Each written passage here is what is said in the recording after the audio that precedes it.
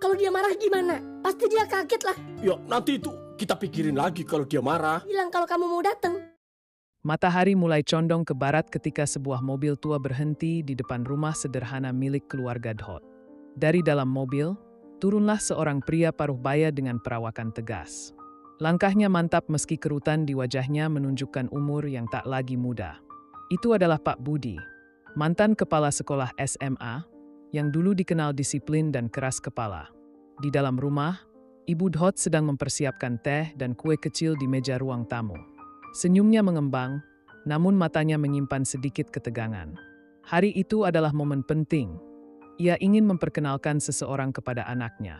Seseorang yang mungkin akan menjadi bagian baru dalam keluarga kecil mereka.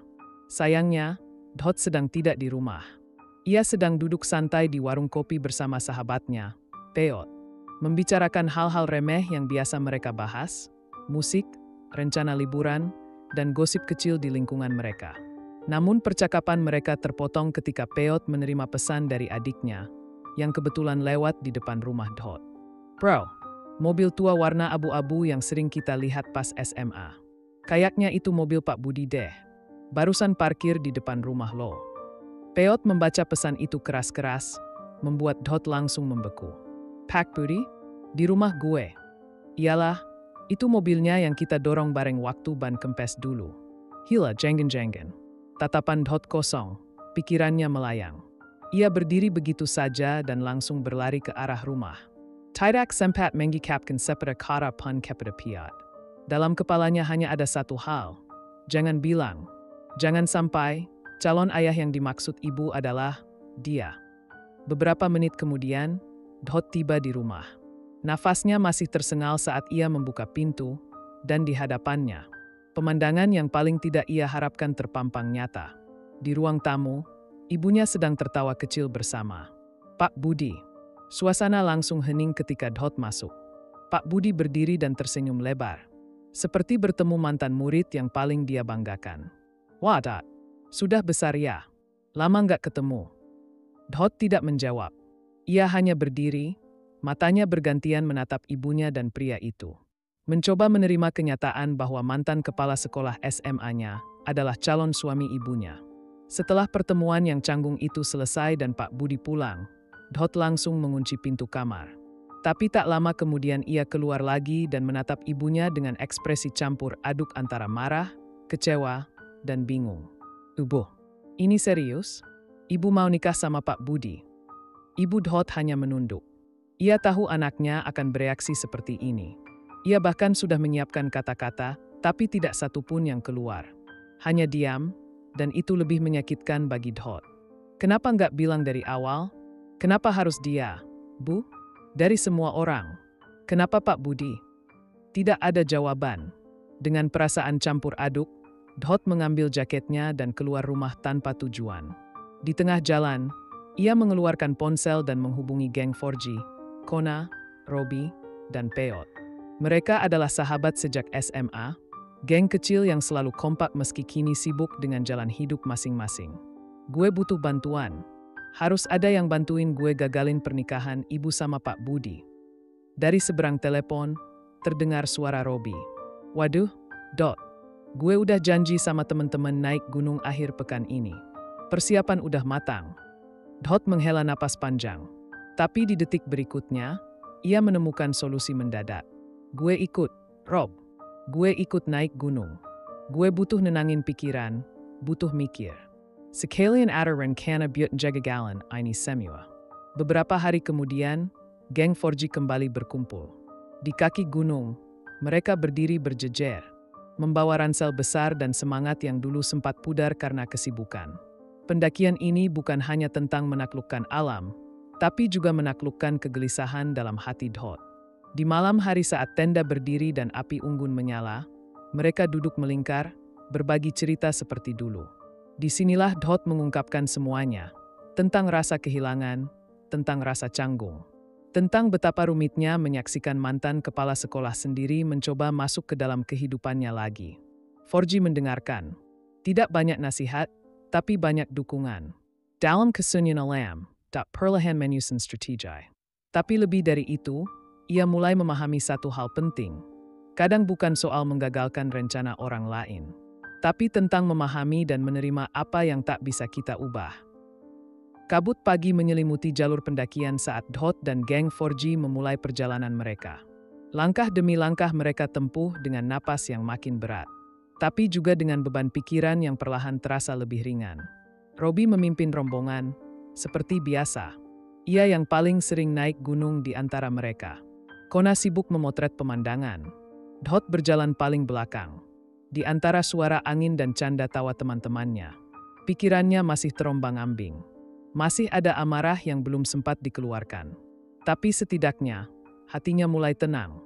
Setelah setengah hari mendaki, mereka sampai di pos terakhir sebelum puncak.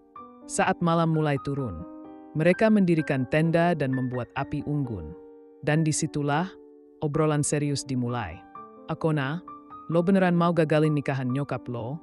Dhot mengangguk pelan, "Gue cuma belum bisa nerima aja." "Aduh, Pak Budi, bro.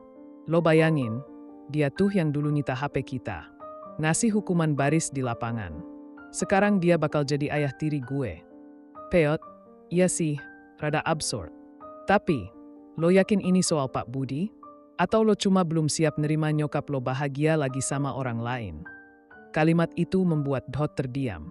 Api unggun berkeretak pelan, seolah ikut memberi waktu untuk mencerna.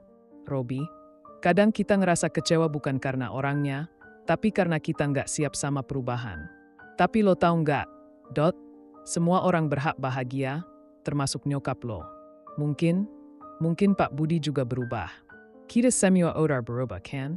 Malam itu, untuk pertama kalinya sejak kabar itu datang, Dhot menangis. Bukan karena marah, tapi karena ia mulai sadar bahwa ibunya sudah lama sendiri. Dan mungkin, Pak Budi bukan seburuk yang ia bayangkan. Setelah turun dari gunung, Dhot meminta waktu untuk bicara berdua dengan Pak Budi. Mereka bertemu di sebuah taman kota, suasananya tenang. Berbeda jauh dari dulu saat di kantor kepala sekolah. Pak Budi datang dengan senyum tenang, namun ada sedikit kegugupan di matanya. "Pak Budi, terima kasih sudah mau ketemu. Bapak tahu, ini nggak mudah buat kamu." "Oh Dhot," menatap langsung, "saya cuma mau tahu satu hal. Apa niat Bapak serius sama ibu saya? Bukan karena kasihan, bukan karena kesepian." Pak Budi menatap mata Dhot, lalu mengangguk pelan. "Pak Budi, iya, ibu kamu perempuan luar biasa. Dan saya benar-benar ingin membahagiakan dia. Tapi saya nggak akan maksa. Kalau kamu belum siap, saya rela mundur." Dhot menarik napas panjang. Dalam benaknya, semua kenangan masa SMA berseliweran. Hukuman, teguran, dan ceramah-ceramah Pak Budi yang dulu membuatnya muak. Tapi sekarang, di hadapannya berdiri seorang pria yang terlihat manusiawi. Tulus. "Dhot, saya belum siap. Tapi saya mau coba. Bukan karena Bapak, tapi karena saya pengen lihat ibu bahagia." Beberapa minggu kemudian, Dhot duduk di ruang tamu bersama ibu dan Pak Budi. Kali ini, ia tidak lagi diam. Mereka ngobrol ringan, saling lempar candaan kecil. Hubungan itu tidak langsung mulus, tapi kini ada usaha untuk saling memahami. Di grup 4G, Peot mengirim foto lawas mereka waktu SMA. "Kalau dulu tahu kepala sekolah kita bakal jadi ayah lo, gue gak bakal berani contek PR lo." Tak kumakerewa. Kadang hidup memang aneh. Tapi dari keanehan itu, ia belajar satu hal penting, bahwa memaafkan, menerima, dan tumbuh jauh lebih sulit, tapi juga lebih bermakna daripada sekadar menolak dan lari. Hari itu akhirnya tiba. Rumah Ibu Dhot dihias sederhana namun penuh nuansa hangat. Kursi-kursi tersusun rapi di halaman depan, bunga-bunga segar tertata di meja tamu. Warga sekitar mulai berdatangan, ikut menyaksikan momen penting dalam hidup Ibu Dhot, pernikahannya dengan Pak Budi. Dhot berdiri di depan cermin, mengenakan kemeja putih bersih dan celana bahan hitam. Penampilannya rapi, tapi wajahnya masih penuh pikir. Di belakangnya, Robi masuk sambil membawa dasi kupu-kupu. "Robi, masih sempat galau? Nih, biar lo kelihatan kayak anak baik-baik." Dhot tersenyum tipis, "Gue udah nerima, Bi. Tapi tetap aja, rasanya aneh." "Robi, aneh? Iya. Tapi ini langkah gede buat lo. Gue bangga.